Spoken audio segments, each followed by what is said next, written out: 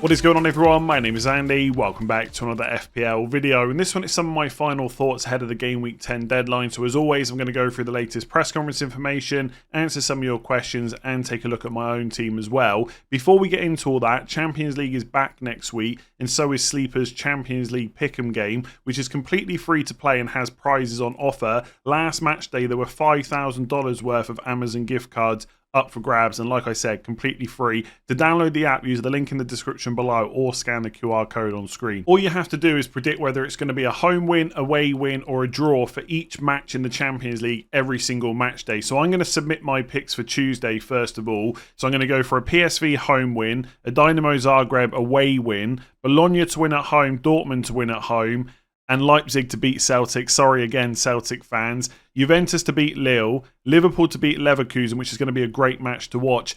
And I'm going to go for Sporting to beat Man City because it's now been confirmed that Amorim's going to be the new Man United boss. So I've got to back him in his last Champions League game for Sporting. And then I'm going to go for Real Madrid against Milan, home win. And then you just do the same for Wednesday. And don't forget at the bottom, there's a tiebreaker, which is the total amount of goals over all matches in the match day. So I'm just going to go for 65 and save that, and I'll submit my Wednesday picks a little bit later. It's completely free to play. There's loads of other great games on the app as well. Just use that link in the description below or click that QR code or scan even the QR code on screen. So let's start with Arsenal. Mikel Arteta gave us quite a bit of information. So on Gabriel, he said, we have a training session today, so that's on Friday. If he can complete that, he will be available. He hasn't had one yet. So it sounds like he's not been in training, but he is going to train on Friday. And if he comes through that unscathed, he'll probably be in the squad for the Newcastle game in Game Week 10. Now, that doesn't guarantee a start, but I think that's pretty positive news for anyone that wanted to hold him for the long term. Because after Newcastle away and Chelsea away in 10 and 11, we know that Arsenal's fixtures get better. So for me, that means I'm definitely going to hold on to him. And I think if you've got a good bench option or just someone that can come on if Gabriel doesn't start, I think you just put him in your 11 in most cases. I know a lot of people have got Mikalenko on their bench. I'd maybe be a little bit tempted to start him because it's Southampton ahead of Gabriel, because there is a chance, I guess, and it might be minor, but there is a chance that he could be on the bench and then come on later on in the game, especially if Arsenal have got a lead and they want to protect it or something like that. But I think for the most part, he'll either start or just not appear whatsoever. But it looks like pretty good news moving forward that he's not going to be out for a long time. So no one should be buying him this week, of course. But I think he's now a pretty decent long-term hold. There's going to be people out there that want to sell him to someone cheap like Ain't Nuri to fund another move. Fair enough, especially if you don't back the Arsenal defence long-term. But if, like I said before, they can stop getting red cards and keep everyone fit, from 12 onwards, they will keep a number of clean sheets, I'm pretty sure. On Odegaard, Calafiori and Ben White, he said that Ricky, I guess that's Calafiori, isn't it? And Martin are out. So Calafiori and Odegaard are out. With Ben White, he said, we don't know yet. He hasn't trained yet. He could not train and he could not get involved. Let's wait and see if he's available or not. So Ben White is probably going to miss out, or more likely to than Gabriel. I don't think there's many Ben White owners out there. And on Odegaard's return, he said, now is the stage he is going to start doing certain work with us. Let's see how he deals with the pain. He's physically now at the level that requires him to compete. Hopefully a return soon. So I think there's a good chance that Odegaard will be back after the international break, or at least close to being back. And that will obviously improve Arsenal overall for that good fixture run 12 onwards. I don't know what the case is with exactly when he's going to be back, but I did see something about Norway potentially calling him up for the international break. Now that might not happen, but it shows that he is getting quite close. So not someone to worry about for FPL right now, but for Arsenal overall, that will be a big boost. So yeah, I think this is pretty good for Gabriel in particular. I'm definitely looking to keep him long term. So as always, there was quite a bit of information from Ange Postecoglou's press conference. On Mickey van der Ven, he said he has sort of strained his hamstring. It's not too serious, but probably after the international break for him. So he looks likely to miss Villa at home and Ipswich at home, which isn't great for the Spurs defence in general. If you're someone that picked up Van der Ven recently, if you've got the money and you need a cheap defender, you're probably just moving to Ain't Nuri. I think for Spurs defenders in general, City away in 12 is not really a fixture you would have expected a clean sheet from anyway. And actually, the fixtures after that aren't too bad. Fulham at home in 13, Bournemouth away in 14, Southampton away in 16 is not terrible. So if you've got three other defenders and you own Van der Ven, you could maybe just bench him for a few weeks. But like I said, if you need cover, just probably go out and buy Aït-Nouri. Long term, someone like Colwill for Chelsea, probably quite good as well. On Romero and Werner, who both came off in the Carabao Cup game against Man City midweek, he said at the moment still a chance for the weekend. So neither of them have been ruled out. And on Son, he said Sonny has trained today, so if he gets through training tomorrow, he should be okay. Now, I think there's a very good chance that Son is going to start against Villa, but I'll be honest, as an owner, I really hoped for something more positive. Because in the last press conference, before which game was it now? Let me just double check. The West Ham game in game week 8, Postecoglou said that Son was good to go. So he pretty much told us that he was going to start without actually saying it, right? At least there was a very good chance he was going to be in the 11. I'm not so sure that's the case. Now, the problem is the West Ham game was on Saturday. So he'd seen the final training session, right? That's probably why he was a bit more positive, because Spurs was the early kickoff. For game week 10, Spurs aren't playing until Sunday. So I don't know what to say about Son. I'm really not sure what I'm going to do with him. I think because it's Villa at home and Ipswich at home and some of the other premiums don't have amazing fixtures, there's possibly every reason just to keep hold of him as a big differential. But if you're going to be in a position where if Son doesn't play, you've not got someone great on the bench, I'm quite tempted just to sell him, honestly. I think he'll start, and if he comes through the Villa game with no issues, then he'll also start against Ipswich. But the fact that Werner has not been completely ruled out, who can play on the left, and the fact that Richarlison can also play on the left and be used off the bench and stuff like that, means I think whether or not Son starts the next 2 games, his minutes probably aren't going to be great. I would probably say 65, 70 against Villa, and then you hope that he gets 75, 80 against Ipswich. But I think the idea of him getting 2 90 minutes in a row is just not going to happen. So Son's a really tough one. I think because he's such a big differential and the next 2 fixtures are so good on paper. And again, before Aston Villa fans come at me, I'm not saying that Villa is super easy, but I'd rather have Villa at home and Ipswich at home than Man United away, Arsenal at home, as an example for Palmer, right? So Villa fans, you're a great team. You're in Europe, better than Man United, etc., right? Just chill out. I don't know. I'm going to talk about my team later. I've probably said that about 50 times in this video. I think he'll start. That's all I can say. Make your decision based on that. It's not a guarantee, though. The fact that he said if he gets through training tomorrow, but if he's come through training today, okay, and he's had a week off, he's probably going to be good to go. I just wish that Ange had said that. So Man City had a few injuries going into that Spurs game midweek, and they also potentially picked up a few more during the game as well. Unfortunately, Pep Guardiola hasn't really given us too much of an update, apart from with Savinho. So on Savinho's injury, it's not too bad. It was a knock, a strong one, but not fractured. So it doesn't sound like he's going to be out for a long time, but I'd be surprised if he's available for game week 10, and he could miss game week 11 as well. I suspect that Savinho is a player we won't see until after the international break, but we don't know that for sure. So if you're a Savinho owner, you've got to weigh up whether it's worth the risk of holding on to him. I think if I had a free transfer, I'd probably look to move him on. On everyone else, Pep kind of gave a general answer to an injury update. He said, tomorrow you will know. You will see from the list. I have many doubts. It is what it is. We are not the only team in football to have injuries. The challenge is that, and we will play with 11 players. So he's going to put out 11 players. Who is that? We don't know. And there was no one else that I've seen so far specifically mentioned in terms of an update. Now, if I bring up the Man City list right now, Walker, Doku, De Bruyne and Grealish are all red flagged. And I don't think any of them are expected back until after the international break at the earliest. We know that Rodri and Bob are out as well, but that's kind of more long term. So I think because Walker's out, Rico Lewis will probably start again. Now, he has played a lot of minutes, but Pep said, and I think it was this week, he said that Rico Lewis is a player they want to rest, but they can't at the moment. And I would take Pep at his word when he says that. So I think Rico Lewis will start again for Bournemouth away. Can't guarantee that he will keep starting after that, but I think for this week, you're still looking pretty good. In terms of players that kind of got injured in and around that Spurs game, Savinho we already spoke about. Akanji picked up, I think it was a calf injury in the warm-up. So he was due to start, and then they had to take him out of the 11. He himself has apparently said that he's fine, I think to a Sky reporter or something like that. But players are often positive about injuries. I've seen players before say they're fine and then they're out for a couple of weeks. So it's not a guarantee that Akanji will start. And I think that is more fuel to the idea that Rico Lewis will. I'm fairly confident about that one.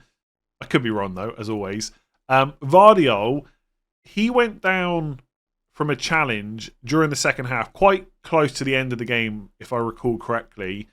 And he kind of let out a bit of a scream, but then he was straight up and carried on playing. But then after the match, he was seen getting treatment. So he is a doubt as well. I think if I was a Vardiol owner, I wouldn't worry too much. There is obviously some doubt there because he's yellow flagged, but I think there's still a pretty good chance that he will start. Like, he's firmly first choice in that Man City team.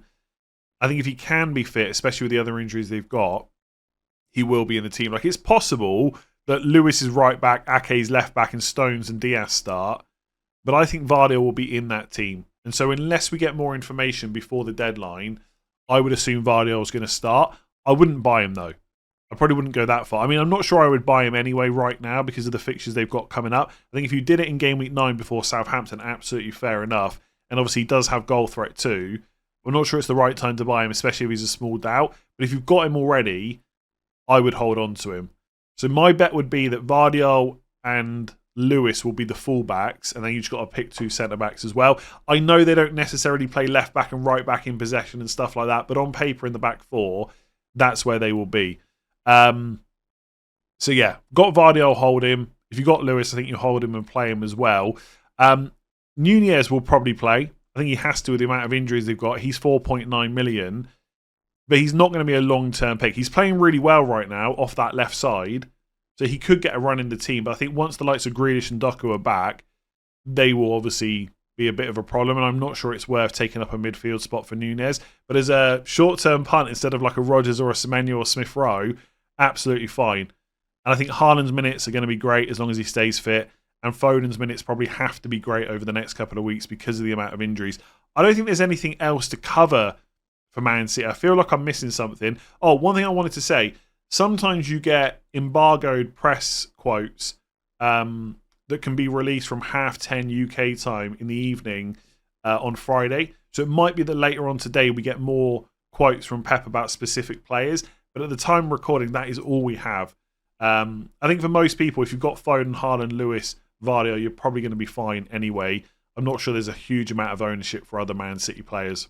I wish every manager was as straightforward as Glasner at Crystal Palace, just straight to the point and gives us the information that we need. On Eze, who went off with an injury during the Carabao Cup midweek, he said he has a hamstring injury. We will miss him at Wolves and Fulham. He will be out for those 2 games. So he's going to miss game weeks 10 and 11, possibly going to be back for game week 12. Again, there's an international break between 11 and 12, so you've got a bit of extra time to recover. But missing Wolves away and Fulham at home, not ideal. You're not buying Eze right now, obviously, with this information. And if you've got him, I would probably lean more towards selling. I actually don't mind the Crystal Palace fixtures over the next 4 or 5. But I think if you miss Wolves and Fulham, it just doesn't look anywhere near as good. You're coming back to Villa away, Newcastle at home, Ipswich away, Man City at home. I think it's a very easy sell. I would be looking at Brennan Johnson probably as my top pick to replace Eze with. I think it's 6.7 million. He's still really good value. I know he's blanked in the last 2 games, but I like 3 of the next 4 fixtures for Spurs overall. Or you're going to Garnacho and taking a bit of a punt on him ahead of Man United's good fixtures from game week 11 onwards. He's 6.3 million. Chelsea at home this week, not necessarily ideal, but then it's Leicester at home, Ipswich away, and Everton at home. I will say that Amorim has now been confirmed as the new Man United manager. He's not going to take charge of his first match until after the international break, which is game week 12, as we know. I've probably again said that a million times in this video. So we don't yet know how he's going to set up and who he's going to place where. And I think right now, Garnacho's minutes are great. I can't guarantee that when the new manager comes in. I think he should be playing. I think he's one of Man United's best attackers, but that doesn't mean he necessarily will. So will he play 90 minutes every week like he has been under Ten Hag? Possibly, I'm not sure. With the fixtures they've got, it might be worth the risk. And even with the Arsenal away game in 14, it's then Forest at home in 15, City away in 16, not great, but then it's Bournemouth at home in 17. Overall, Man United's fixtures from now until kind of 17, 18 are not that bad, but they do have to play Arsenal away and City away, which is not great. So it might be like a short-term move. Either way, Eze got to go, I would say. So Dwight McNeil came off with an injury last week. A lot of people wondering whether he'll be available for Southampton away in game week 10. Sean Dyche said he has a chance of being available for Saturday's game. And I also listened to the press conference. He said they're quite hopeful. So I think for most Dwight McNeil owners, given that the fixture is so good, you probably just risk it. I'm not convinced that it's worth a transfer. And if he does play and he comes through the game without any issues, West Ham away in 11 and Brentford at home in 12 is not that bad either. Unless you've got money for an upgrade to like a Garnacho or a Johnson, or even like a massive upgrade like you're selling Haaland and funding a move for Salah or Palmer or something like that, it's probably not worth moving McNeil to like a Rodgers with Spurs away or a Smith Rowe or a Semenyo who's got Man City at home. I think given what Sean Dyche just said and given how many minutes McNeil gets when he's available, I'd probably just keep him for Southampton away. So for Newcastle, both Gordon and Isak played in the Carabao Cup against Chelsea midweek. I know for Isak in particular, there were quite a few tweets going around saying that he hobbled off when he was substituted. Gordon also got substituted as well. Eddie Howe spoke about both of them today and said they both feel okay. We will assess how they feel today, 48 hours after the game. They have both had niggling injuries, so we'll make a decision today. We need to make sure whoever enters the pitch against Arsenal is in the best physical condition. I would hazard a guess they're probably both going to start again. We know that Isak has had issues this season that have kept him out, but Anthony Gordon in particular very rarely misses games. I know he missed the last Premier League game against Chelsea, but then he started midweek. I suspect they'll both start. For FPL purposes, there's probably not a huge amount of Gordon and Isak owners out there, but if you do have them, they are about to come into a little bit of a better fixture run after Arsenal. Forest away is not easy, but it's not completely terrible either, although I do rate the Forest defence. Then you got West Ham at home in 12, Palace away in 13. And if we look a little bit longer than that, in 14, well, actually it's Liverpool at home, which is not great, but then it's Brentford away in 15, Leicester at home in 16, and Ipswich away in 17. So as a whole, especially from 12 onwards, the fixture run's quite good. But I think if you haven't already got them, you probably shouldn't be buying Gordon and Isak because on paper, Arsenal at home and Nottingham Forest away definitely could be better. But if you have already got them and you want them for the long term, I guess you could keep hold of them. But there's so many good forwards who are mostly cheaper than Isak who don't have Arsenal this week. And Gordon taking up a midfield spot. Again, there's just so many midfielders I would want that aren't Anthony Gordon. I think if you have got them and you want to use this as an excuse to sell them, I don't mind that at all. So for Liverpool, Arne Slot mostly just reaffirmed information we kind of already knew. So Chiesa will not play before the international break. He's going to miss game weeks 10 and 11. And this may be a little bit harsh, but it already feels like he's going to be one of those players that just misses too many games to ever really worry about. I was looking at his injury record on Transfer Market, and he had a massive injury back in 21-22 and was out for 269 days. And he's not had anything to that length since. But in the 2022-23 season, he missed, 6, 7, 8, 9, 10, 11, 12, 16 games. And then last season, it's kind of 6, 11 games as well, which isn't massive, but he's not going to be that player by the looks of it that's ever available. So Liverpool, in theory, do have 6 players for those front 3 spots. Chiesa and Salah, Darwin and Jota, and then Gakpo and Diaz. But while some of them are injured, the minutes for the rest of them look pretty good. So the minutes for Salah right now look great. You've still got Gakpo and Diaz kind of competing a little bit, which is not ideal if you own either of them. But Darwin's going to play because Jota's also out. So it's something we'll just have to keep an eye on. If Chiesa does get back fit and is available for most games, then it might put a bit of a spanner in the works for everyone else's minutes. But that doesn't seem to be a massive problem right now. Liverpool haven't used him a huge amount so far this season. Alisson, Elliott and Jota are also going to be out until after the international break. As far as I know, we didn't get a time frame about exactly when they would, be available again. Will it be game week 12 straight after the international break? Will it be 13, 14? We're just not sure. But people looking at a Darwin Núñez punt, I really don't mind it short term, but I think you can only do it knowing it's definitely going to be another transfer sooner rather than later. It's not a guarantee that he would start game week 12, but if he does, it's a good fixture. I think in 13, when it's Man City at home and Jota's potentially back, then you're starting to look to get rid. The reason that I'm not completely against Darwin is because, and I'm not going to do it myself, I'll just say that now, or at least I don't think I'm going to, is he's 7.1. Cunha went up in price last night to 6.6. And that's a perfectly reasonable price for a nailed-on player that's possibly on penalties, probably, maybe I should say, with great fixtures. But Darwin's only 0.5 million more. So for 0.5 million, you can get Liverpool's number 9, who I think will pretty consistently play there with Jota out, that has 2 home games in Southampton away. I don't mind the short-term punt. On Alisson, I think if you've got Kelleher, great. If I was on wildcard, I think I would just go Fabianski as my second goalkeeper and just pick whoever I think is the best for my main goalkeeper. I don't think I'd mess around with Kelleher because we know as soon as Alisson's back, like that's Kelleher done. At least with Darwin, when Jota's back, it doesn't necessarily mean that he gets straight back in the team. It might give him a bit of time to build up his fitness. Anyway, that's Liverpool. So Brighton don't have great fixtures before the international break. It's Liverpool away in 10 and City at home in 11. But there was some interesting news in the press conference. So João Pedro is back in training. As he's returning from a long injury, Brighton will need to assess his availability. For me, it seems very, very unlikely that he would start against Liverpool in Game Week 10 if he's only just back in training, but potentially got a chance to be part of the squad. Same for the City game in Game Week 11. And then he may well be an option again from 12 onwards. If he's still first choice penalty taker, and if his minutes are good, he's only 5.4 million now, which is potentially just a silly price. And the fixtures for Brighton from 12 onwards are great. It's Bournemouth away, Southampton at home, Fulham away, Leicester away, Palace at home. And there's a few more good ones after that. And I think people will still be looking for cheap forwards. Now, for me, because João Pedro has missed, what is it now? 1, 2, 3, 4, 5, 6 games. Well, he didn't miss the Forest game, but he only played 19 minutes, then got injured again. He's missed 6 matches mostly. He's been out for a little while. I would need to see him start a couple of games before I consider bringing him in. Because I do think, or I said this before at least, I think he's first choice for Brighton. But they've got so many other players doing well at the moment.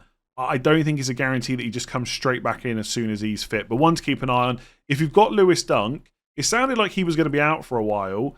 But apparently he said we have to see how Lewis Dunk is today. So he may well be part of the squad over the next 2. And I think if you've got him already, you probably mostly had him for 12 onwards anyway. So as long as you've got 3 other defenders you can play, you can probably keep hold of him. No one else is buying him right now anyway. And Kadioglu might be an option. So let's get into some of your questions. Can you do a deep dive on the stats for Jiménez versus Cunha? So for FPL, I like to keep the stats fairly simple. Expected goals, expected assists would be the main ones that I would look at. So for Jiménez so far this year, actually he's probably going to be down as Raul instead of Jiménez. He's on 0.45 non-penalty expected goals per 90, 0.19 expected assists, which is pretty decent. You do have to put into context that he doesn't always play 90 minutes, but he has done over the last couple of games, I believe. So let me just double check that. He has played 90 minutes, in Game Weeks 8 and 9, but they're the only 2 he has. But I think that's quite promising, especially when Game Week 8 was straight after the international break. So that's a good sign. For Cunha, I think his goal threat is probably a little bit less. 0.26 expected goals per 90, 0.2 expected assists. So assist threat is similar. Raul Jimenez's goal threat has been higher so far. But with Cunha, I would say he's probably more likely to be on penalties. Although if Sarabia gets start soon, he may take him ahead. And he always plays 90 minutes, pretty much anyway. At the start of the season, he was just coming back from a bit of a knock. And against City, that game was kind of, I think they were just looking for things to try and, get the result there. But every other game, it's like 90 minutes. So Jimenez's stats so far are better, but we are working off quite small sample sizes. But Cunha tends to play 90. If you're looking at the fixtures, I think from 10 to 17, there are no fixtures in there that would concern me for Cunha. And I do think that's quite nice, even though he does now cost 6.6 million. Whereas for Raul Jimenez, look, if you've got him and you have to play him in every game, it's not the end of the world, don't get me wrong. But there are some trickier fixtures in there. So Liverpool away in 16, Arsenal at home in 15, even Chelsea away in 18. That little run from 15 to 18 is not great. And I think with Jimenez, you've got Muniz waiting in the squad. Now, if Jimenez keeps playing as well as he has done so far this season, Muniz is not getting back in. But there are going to be some game weeks where you've got midweek fixtures. So, for example, game week 13 is for Fulham, is on the 1st of December, which is Sunday. Then they play again on Thursday and then again on Sunday. So it's possible that Muniz might start. I think with Cunha, he would just start every single game. Now, I don't think McNeil is a massive risk right now. I think I would even go as far to say Jiménez is nailed right now to start. But I just think if there's a dip in form for Cunha, I think he keeps starting. If there's a dip in form for Raul Jiménez, there's maybe more chance that Meniz will get a go from Marco Silva at some point. And don't forget, he did well for a time last season as well. So it's not like there's a player in there, basically, is what I'm trying to say badly, that can score goals in the Premier League. The other thing to consider is the massive price difference now. Raul Jiménez is 5.7. He may well go up in price tonight to 5.8. But even if he did, that's a 0.8 million difference on Cunha. I think you really need to look through your team and decide whether you're going to need that money at some point. I think it's also worth saying, even if you don't need the money right now, at some point in the future, you probably will.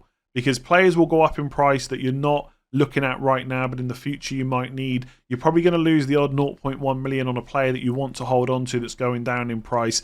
There is potentially reason to just go for the cheaper player. I'm quite torn, as you'll learn later when I talk about my own team, because I think if you guarantee me that Jiménez keeps his place from now until, I don't know, let's say game week 22, so that you get, so basically between 19 and 22, you've got Bournemouth at home, Ipswich at home, West Ham away, Leicester away. If you guarantee me starts in all those games and all the ones before it, I'd probably just go for Jiménez because of the price. But there is a little part of me that just thinks just pay the extra for Cunha and just get those really good fixtures from 10 to 17. Quick note on Jiménez though. So the poor fixtures are probably 15, 16, and I guess 18. Like Spurs away in 13 is not ideal, but I'm never that worried about playing my attackers against Spurs. So we'll just say 15, 16, and 18. If you've got like a Rodgers, in those weeks he's got Southampton at home, Forest away, and Newcastle away. So it's not perfect rotation, but it's not terrible either. If you've got Semenyo and you're looking to hold on to him, he's got Ipswich away, West Ham at home, and Palace at home. He actually rotates really nicely with Jiménez. But as someone that's looking to sell one of my cheap midfielders, I'm probably just going to sell Semenyo because he's more expensive. So that probably hasn't helped.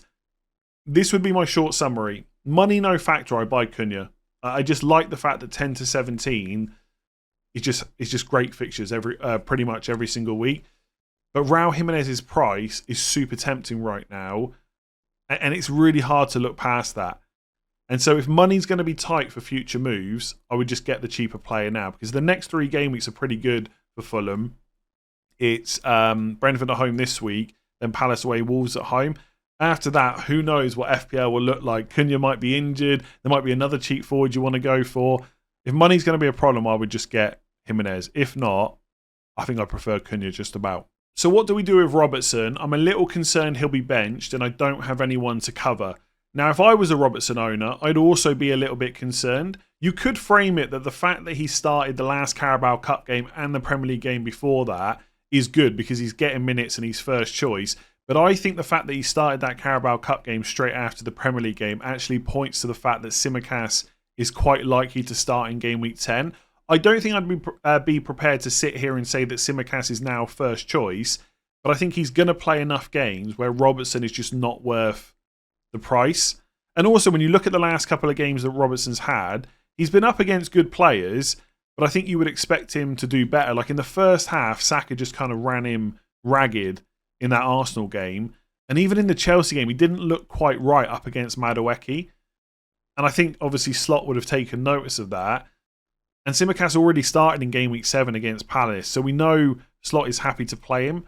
I'm just not convinced he plays against Brighton. And even if he does, I think you're going to have these fears constantly moving forward based on, who plays midweek and stuff like that. So I think if you've got the spare transfer, I would probably look to move him on. If you want to stick with Liverpool, you can just go for Konate for less money, or even possibly buy Van Dijk or Trent if you've got a bit more money to spend. I mean, people would probably say there's no point in buying Van Dijk over Konate. I kind of see that, to be honest. Otherwise, you're maybe going down to someone cheaper, like an 8 Nori, Colwell if you want to fund another move and you want a Chelsea defender long term, something like that. If you've got someone on your bench that's decent, you can maybe just start Robertson. The problem is, I think for him and Tsimikas, when they don't start, a lot of the time they're going to come on. Like in the only game that Robertson was benched, he came on for 11 minutes. So the cameo chance is also quite high. And against Arsenal, he came off in the 62nd minute. So any 3 minutes earlier, you don't even get the extra appearance point. And if Liverpool have got a clean sheet, you might not get that either. I just don't like him as a pick moving forward. And I think if you've got no cover, I'd probably look to move him on. So a hit's now a viable option to get in one of Salah or Palmer, even if it means sacrificing Haaland. Now, I would say the general sentiment in FPL right now, and obviously there will be people out there that think differently, but I get a lot of tweets and comments on videos and stuff like that. The general sentiment seems to be that people want to move to a team that's got Saka and Palmer and then one of Haaland or Salah. I think Haaland and Salah drafts are great if you want to build towards that, absolutely. But the majority of people seem to want Palmer, Saka, and then one of Salah or Haaland, which I think is absolutely fine. I don't know if there's a need to bring in any of them for a hit right now, though. Like, take Palmer.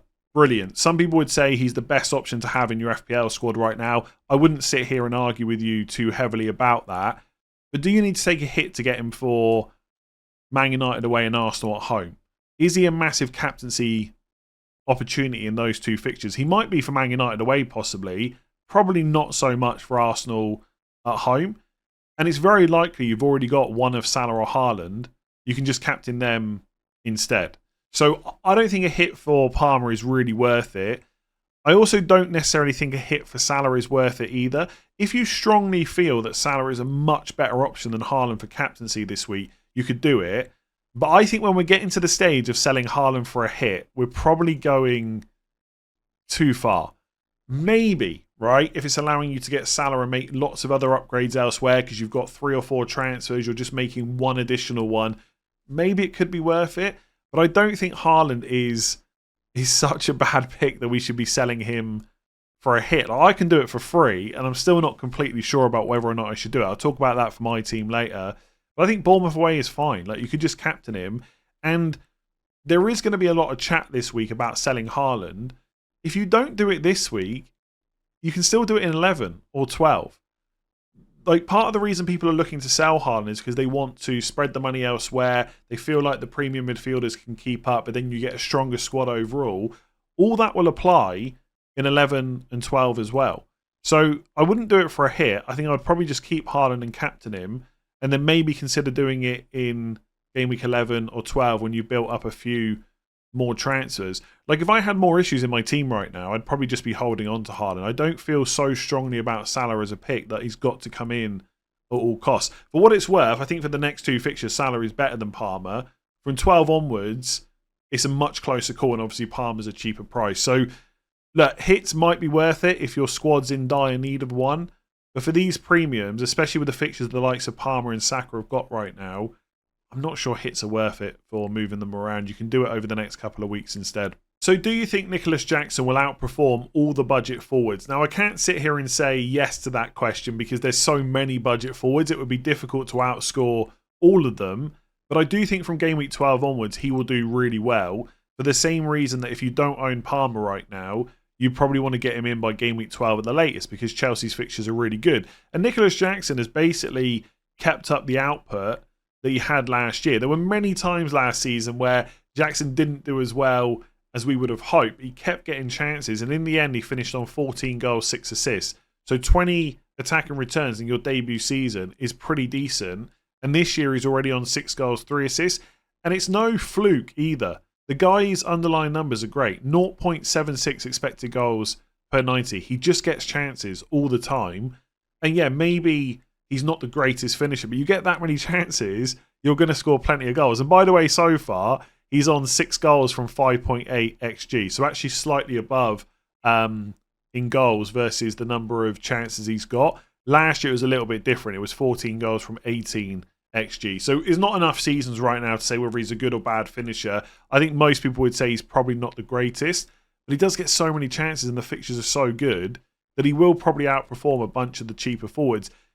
Essentially, it's going to come down to what you're willing to sacrifice. And we're going to have this conversation most weeks this season while the big hitters remain fit because budget is a problem. You cannot have everyone in your team. So for me, for example, right, I won't go into it in great details. I'm going to talk about my team later. But essentially, when I get to game week 12, I'll have a choice. I'll either want to get Saka in which case I'll have to do Solanke to a cheap forward, or I could do Solanke to Jackson and then keep someone like Fernandes. Now, I'm not going to get into that conversation right now. Let's see when the new manager has come in, etc. But that will be my choice, Jackson and Fernandes versus a cheap forward and Saka. And right now, I'd probably choose the cheap forward and go without Jackson. The one thing I like about a lot of the forwards kind of under Jackson's price, if we go to let's just go to 6.9 million and below, Chris Wood on penalties. Welbeck on penalties if João Pedro's not on the pitch. Otherwise, João Pedro's 5.4 on penalties. Raul Jiménez, not guaranteed to be on penalties, but he's taken one this season and scored it. Andreas Pereira took the next one and missed it. I think there's a good chance that Raul Jiménez will be on them moving forward. Cunha, probably on penalties as long as Sarabia isn't around. Visser obviously not on them, but Vardy is. You get the point. Calvert-Lewin as well, right? He's been terrible, I get it, but he's on penalties. Nicholas Jackson doesn't have that. And there are going to be periods of the season where some of these cheap forwards just get 1 or 2 penalties over a number of weeks. The odd open play goal as well, and then it's hard to keep up with that. But I do think for his price, Nicholas Jackson is just a really solid option. And as much as cheap forwards right now are all the talk, right? If people were wildcarding, I would say 80-90% would probably go for 3 cheap forwards. It's not always going to be the case that that's best for your team.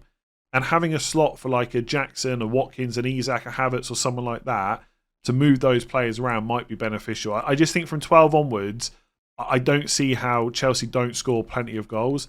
They've played really well this season. Maresca's got them playing decently. And with Palmer there, you're always going to get chances as well. So, yeah. Will he outscore all of them? Probably not.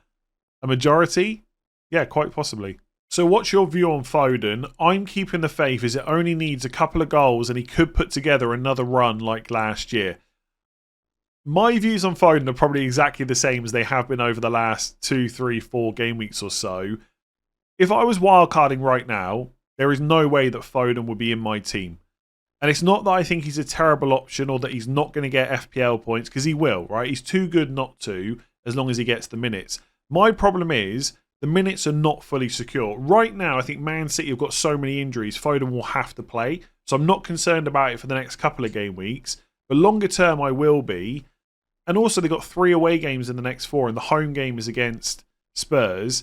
And he just basically takes up a midfielder slot that I know I would want for someone else. I've spoken a lot this week and in this video that so many people are looking to work towards having at least 2 premium midfielders. So let's say Palmer's one of them for sure, right? No one's going to argue against that. A lot of people want to get Saka as well. Let's just forget about Salah for a minute. Mbeumo's got to be in. He's just too good value. And then if you've got Haaland, it's very difficult to also have Foden as well. So sometimes it's not even necessarily a money thing. Sometimes it's just having the number of slots in your midfield. And there is no one that can make a good enough argument to me that Foden should be in ahead of Saka or Palmer. Both of these players are absolutely nailed for minutes when they're fit and available. And they're on penalties as well. And look, it's easy to say that because Foden's like 9.3 and Palmer's 11 million, right? I get there's a big price difference. But I just don't think it's enough of a difference to warrant going for Foden. Now, if you're an owner already, then maybe there is a case to keep hold of him because, as I've already mentioned, Saka and Palmer's next 2 fixtures are not as amazing as what's coming up from game week 12 onwards. And Foden probably will start against Bournemouth, and it's not a terrible fixture, and he could do really well, and he's a massive differential. So I don't think if I owned him, I'd be looking at him as a got to get rid of him at all costs, even if it takes a hit. Absolutely not. But if you've got a spare transfer over the next couple of fixtures, there are probably just better options.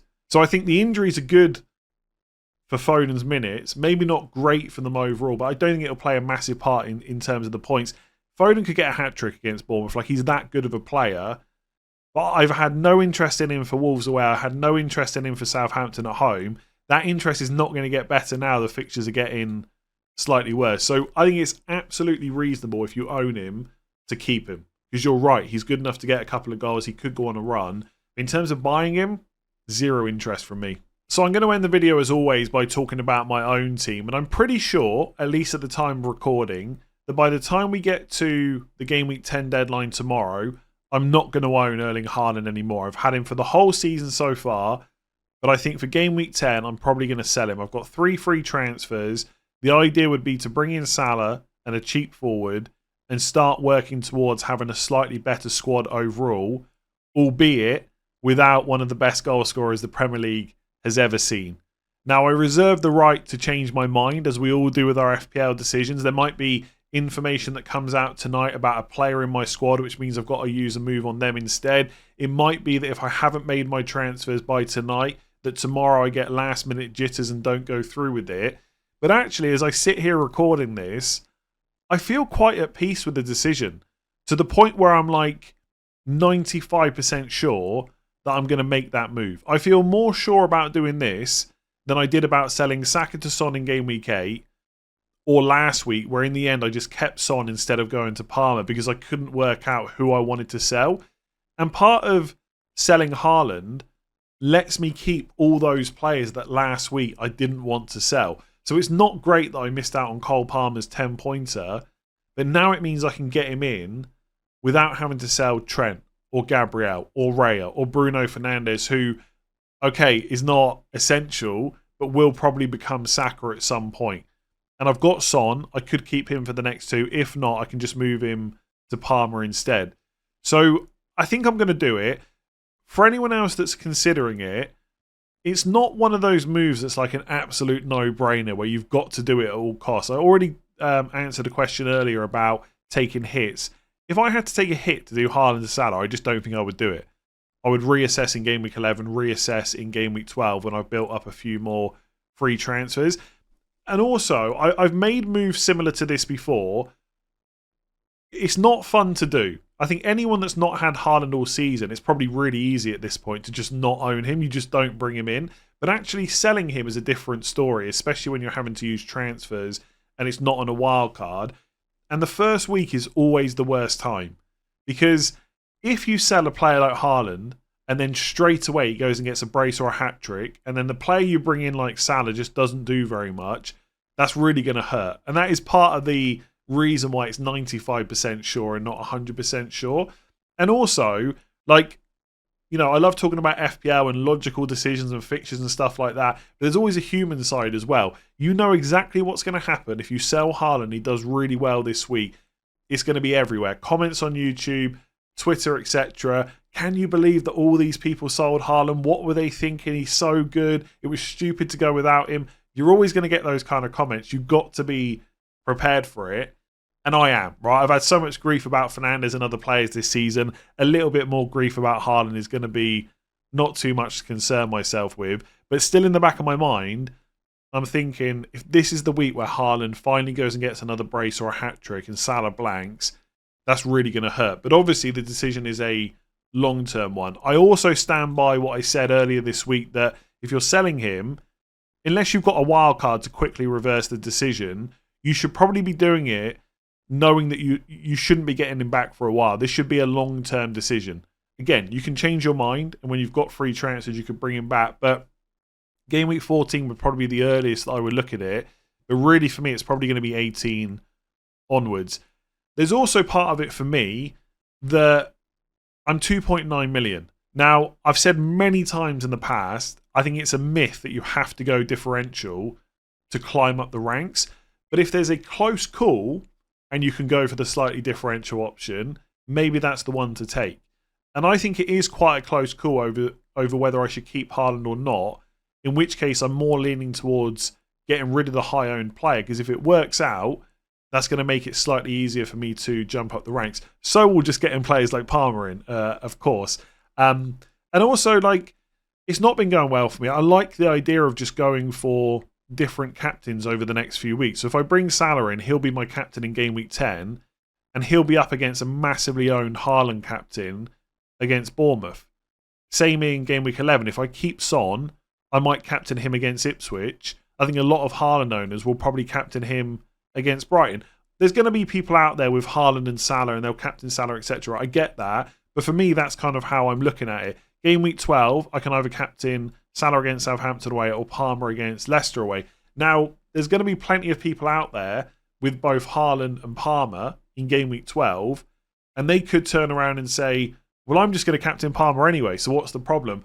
I get that, But because you've got Haaland, your squad, unless you've got massive team value, on paper is going to be weaker than mine will be. Now, it might be that I sell Haaland so that I can keep Trent, Gabriel, Raya, and have eventually Salah, Palmer, Saka, and it still doesn't work out. But I'm willing to take that gamble, basically. I'm willing to take a chance that Trent is actually a little bit underrated right now. I'm willing to take a chance that from game week 12 onwards, Arsenal defence is fully fit and gets lots of clean sheets over kind of November and December. That's basically what I'm doing it for. And that overall, not having Haaland won't hurt me. It also helps that I'm doing it at a time where there's not really a standout captaincy week for Haaland. Like, there's plenty of weeks you could captain him, of course, and if you've got him, that's always going to be a consideration. But if we look at it in isolation from game weeks 10 to 17, like Forest at home, maybe the best fixture on paper. Man United at home, given what Man City have done to them before. But in 14 and 16, you know, why have I... Okay, I've now lost the... For some reason, I've probably just lost my internet connection while I'm recording, so I can't see the fixtures for game week 14 and 16. But let me look for Liverpool, for example. Game week 14, Newcastle away. Game week 16, Fulham at home. For Palmer, it's Southampton away in 14, Brentford at home in 16. There's other options, and I think because I'm doing so badly, I like the idea of just not picking Haaland every single week. So I'm almost certainly going to do it. I think I'm going to sell Semenyo before Rodgers. There is part of me that long term thinks that Semenyo could be the better option. But because he's 5.6 million, I got Rodgers for 5. I'm just going to take the extra money. So Salah will come in for Semenyo. And then I'll do Haaland to either Cunha or Jiménez. I'm not 100% sure about which one I want to go for. I've looked at future plans. And I don't think it makes a huge amount of difference, the money for me.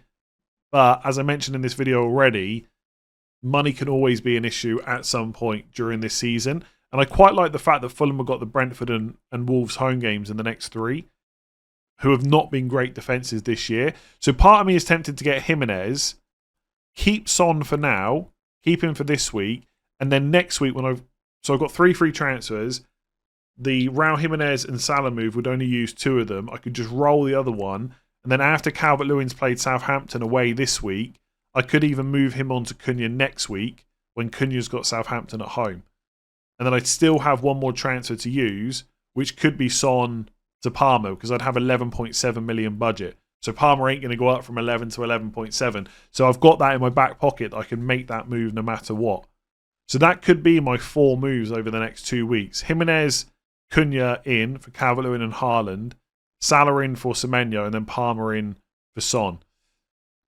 So I think I'm definitely going to make the Salah move. It's just whether I use my 3rd free transfer. So Raya in goal, Trent, Gabriel, Lewis back 3. I think Gabriel's got a chance to start, and I've got Pinnock on the bench. So I'm willing just to take that risk because I want Gabriel long term. And I think Lewis will probably start this week.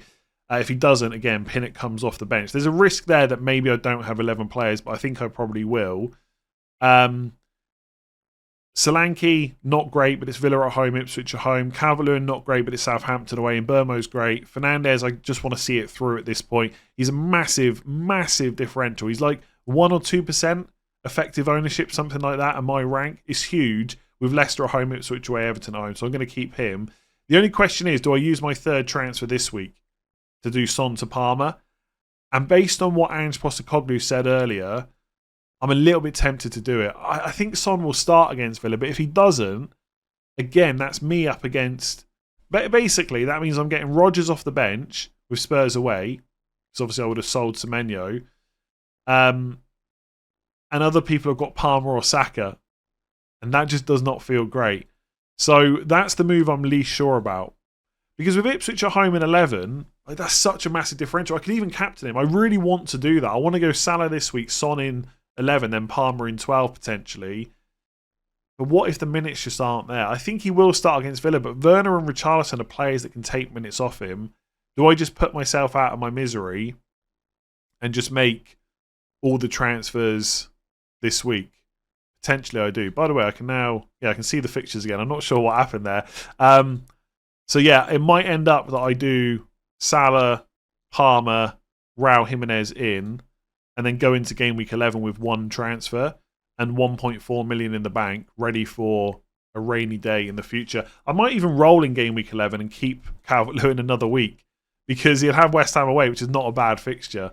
Yeah, that's where I'm at. I think at some point I might need to make a defender move, but I think I can risk it for now. And also, after Fulham away, Pinnock has Bournemouth at home in 11 and Leicester at home in 13. And if I have to play him in Everton away in 12, I know how poor the Everton attack is owning Calvert-Lewin. It's not the end of the world, and Pinnock has a bit of goal threat. So, very long-winded way to end this video, but I wanted to talk about the Haaland move because I think there is always that psychological human element for moves in FPL. I know some people will say it's not that deep. I get it, but lots of people are affected by FPL more than they will ever let on.